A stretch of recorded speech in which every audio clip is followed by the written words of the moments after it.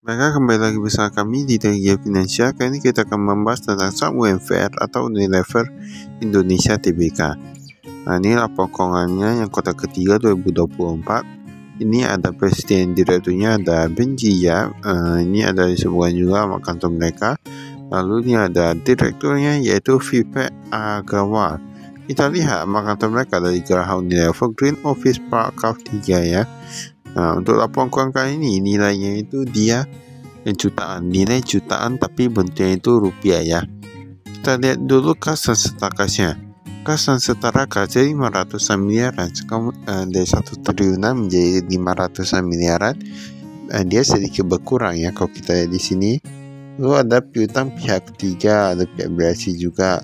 Persediaan dia meningkat sedikit, meningkat kurang lebih sekitar 60 miliaran.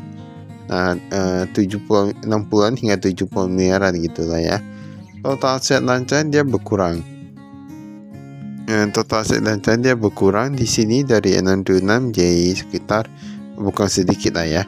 Pokoknya kita lihat ini total asetnya dari 16,6 triliunan sekarang menjadi 16,5 triliunan. Dia bukan kalau lebih sekitar 100 miliaran. Memang kalau dari dulu kita lihat saham Unilever ini terus menurun ya untuk asetnya. Ini untuk hutang jangka pendek, rehabilitasi itu sana hutang pinjaman bank. Kemarin gak ada, sekarang jadi ada 400 miliaran. Kemudian kalau kita lihat di sini, ini yang piutang ini dia agak sedikit berkurang ya. Yang pihak berasi menambah, sedangkan yang pihak ketiga berkurang. Itu agak wajar karena apa? Karena penjualnya itu kalau misalnya dia menurun, dia kebanyakan piutangnya itu menurun. Kalau penjualan naik, dia piutangnya itu akan menaik. Nanti kita lihat itu penjualannya itu menurun atau gimana. Total hutangnya dari 13,2 triliunan sekarang menjadi 13,1 triliunan. Berarti kami kurang sekitar 100 miliaran juga. Sedangkan untuk yang ekuitasinya dia meningkat dari 3,3 menjadi 3,4. Nah, kurang lebih hampir sama ya. Setahu kami ini penjualan untuk yang saham Unilever ini dari dulu agak sedikit menurun ya. Kali ini kita lihat dulu ternyata menurun juga. Dari 30 triliunan sekarang menjadi 27 triliunan, dia berkurang ya. Dia berkurang untuk laba brutonya dari 15 triliunan sekarang menjadi 13 triliunan. Kita lihat beban pemasaran, nah dia meningkat sedikit lah ya. Untuk yang barang umum dia berkurang kayak efisiensi nih. Laba usahanya dari 5,4 triliunan sekarang menjadi 3,9 triliunan. Itu saya menurun cukup drastis kalau kita bilang. Kalau sekitar 1 triliunan, itu saya agak sayang ya. Karena beberapa perusahaan dia terus meningkat, sedangkan saham Unilever ini sudah banyak investor yang mengatakan mengapa harganya terus turun. Nah, itu tahu-tahu sendiri ya. Pembayaran kepada pemasok dan lain-lain, bahkan dia lebih sedikit ya, dari 22,9 menjadi 22,7.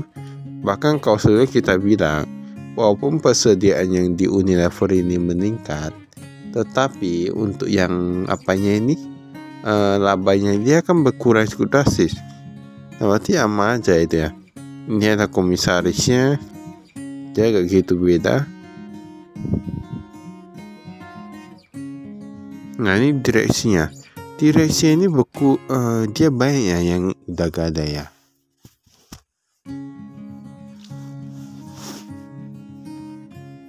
Kita lihat di sini Amaris Wijono, Anindya Garini, Sandip Sanggal, Nurdiana Darus.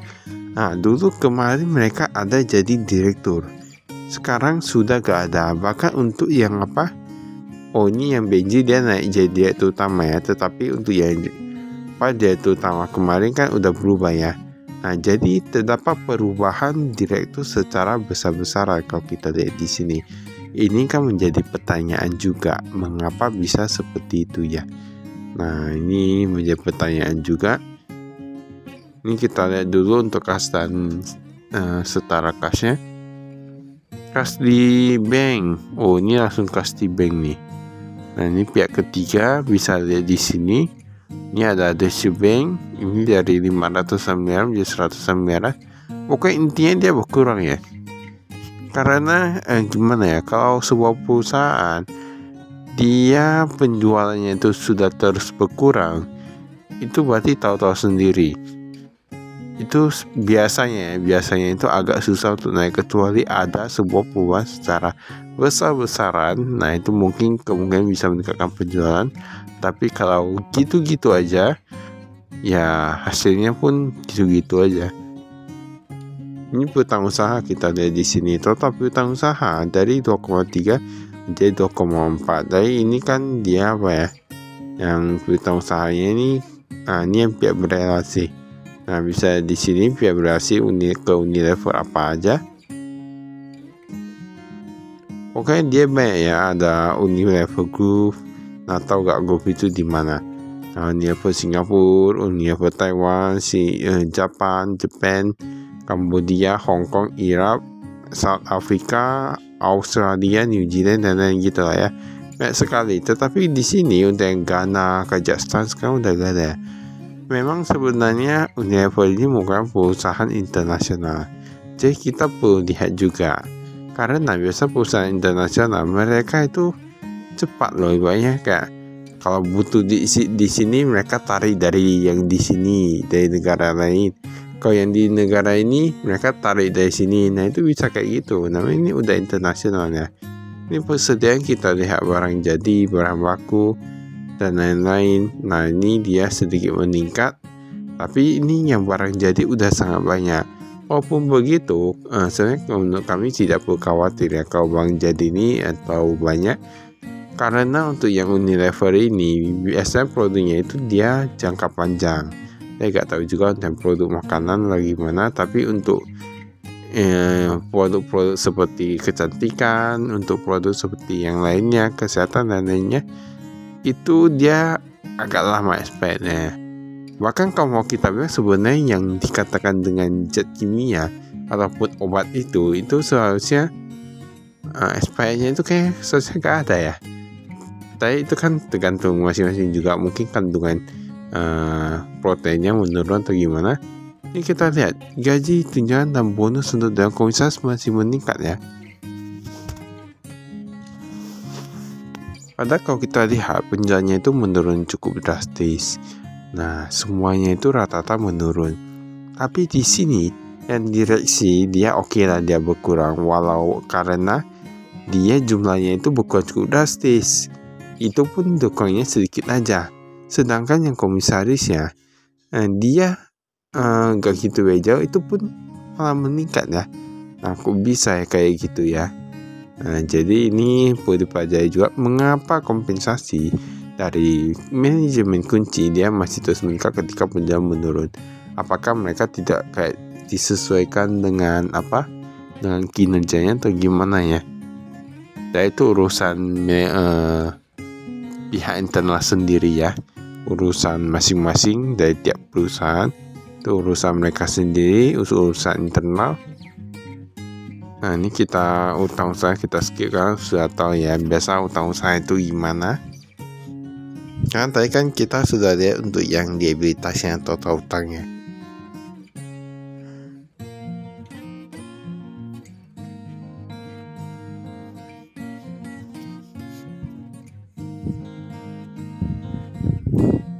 Nah, ini kita lihat imbalan jangka panjang, kita skip.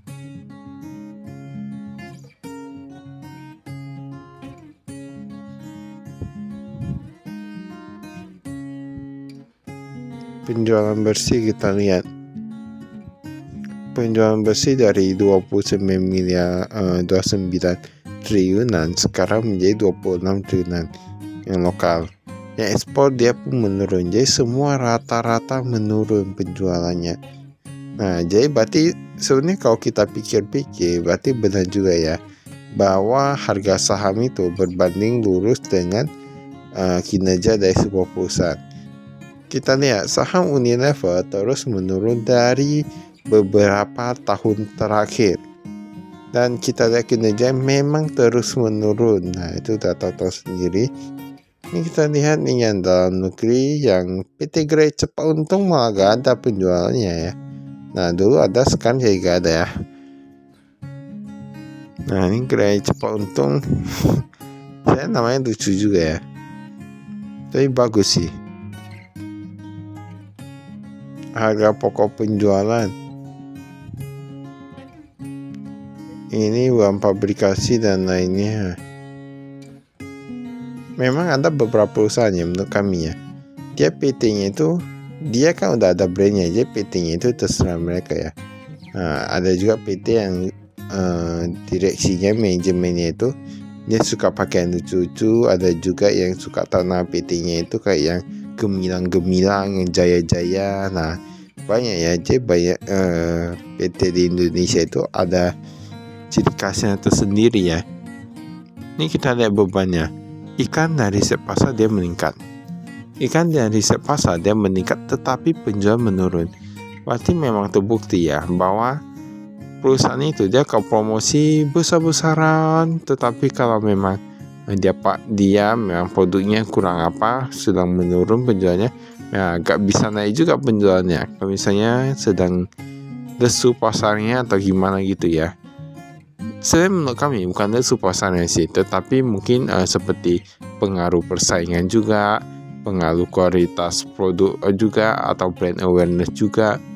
Nah, terkadang kayak gitu juga, ataupun pengaruh dari faktor-faktor eksternal gitulah ya.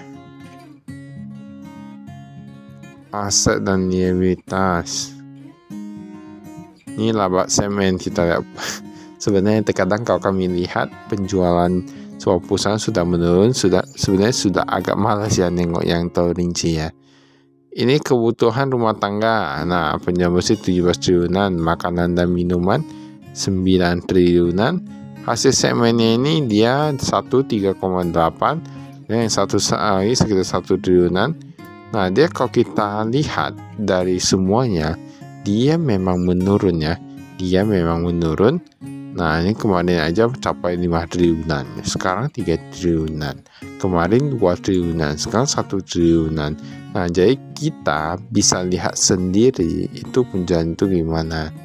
Nah, laba pun nggak bisa dilihat dari laba, jadi kita perlu baca laporan keuangan juga. Baiklah, itu saya dari kami. Sekian, terima kasih, salam investasi.